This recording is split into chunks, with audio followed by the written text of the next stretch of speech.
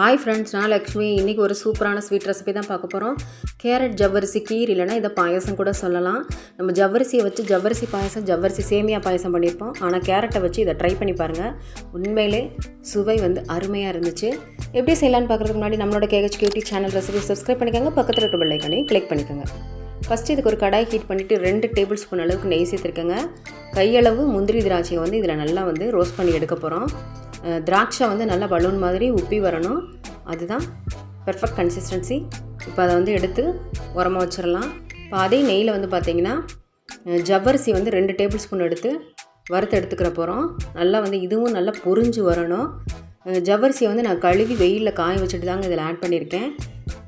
இப்போ இது நல்லா வந்து பொரிஞ்சதுக்கு அப்புறமா 1 கப் அளவுக்கு துருவிய கேரட்டையும் ஆட் பண்ணிடலாம். நெய்யில் வதக்குறனால கேரட்டில் வந்து துளி கூட பச்சை வாசனை வந்து வராதுங்க.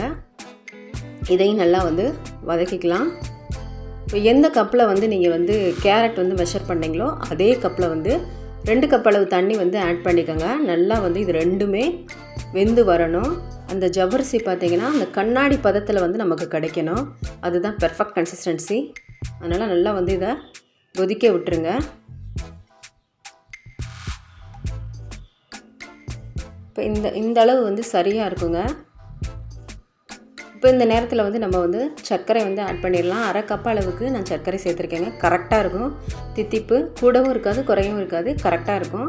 இதை நல்லா கலந்துட்டு இதில் வந்து பாலை ஆட் பண்ணிடலாம். நல்லா திக்கு பாலாக இருக்கணுங்க. தண்ணியெலாம் ஊற்றி காய்ச்சக்கூடாது. அப்படியே வந்து கொழுப்பு சத்து இருக்கிற மாதிரியான பாலை வந்து எடுத்துக்கோங்க. அப்போ தான் நமக்கு கெட்டித்தன்மை வந்து கிடைக்கும். அந்த கீருக்கான கெட்டித்தன்மை வந்து கிடைக்கும். 1 கப் அளவு எந்த கப்பில் நீங்கள் கேரட்டை மெஷர் பண்ணிங்களோ அதே கப்பில் வந்து 1 கப் அளவு வந்து பால் சேர்த்துக்கோங்க. இப்போ இதையும் வந்து நல்லா கொதிக்க விட்டுருங்க. இப்போ இதில் வந்து கொஞ்சம் போல் நான் வந்து சாஃப்ரான் ஆட் பண்ணுறேன். இது கலருக்காகவும் வாசனைக்காகவும் கூட. உங்கள்கிட்ட சாஃப்ரான் இல்லைன்னா ஏலக்காய் தூள் கூட நீங்கள் சேர்த்துக்கலாங்க. ஃபுட் கலர் வேணுன்னா ஃபுட் கலர் சேர்த்துக்கோங்க. ஆனால் நம்ம கேரட்லேயே பார்த்திங்கன்னா இந்த அளவுக்கு வந்து கலர் வந்து நமக்கு கிடச்சிரும். இப்போ சாஃப்ரான் சேர்த்ததுக்கு அப்புறமா 5 நிமிஷம் வந்து கொதிக்க விட்டுருங்க. மீடியம் ஃப்ளேமில் வச்சே நல்லா வந்து கொதிக்க விட்டுருங்க. கொஞ்சம் நேரத்துலேயே பார்த்திங்கன்னா ஜவ்வரிசி போட்டிருக்கனால நமக்கு வந்து இந்த கெட்டித்தன்மை கிடச்சிரும். இப்போ ஃபைனலி வந்து நம்ம வறுத்து வச்ச முந்திரி திராட்சையை வந்து ஆட் பண்ணிவிட்டு ஸ்டவ் ஆஃப் பண்ணிடலாம். இப்போ இது ஒரு பாத்திரத்துக்கு வந்து ஒரு சின்ன பாத்திரத்துக்கு வந்து மாற்றிடலாம். இதை நீங்கள் ஃப்ரிட்ஜில் வச்சு கூட நல்லா கூலிங்காக சாப்பிட்லாம். அதுவும் நல்லாயிருக்கும்.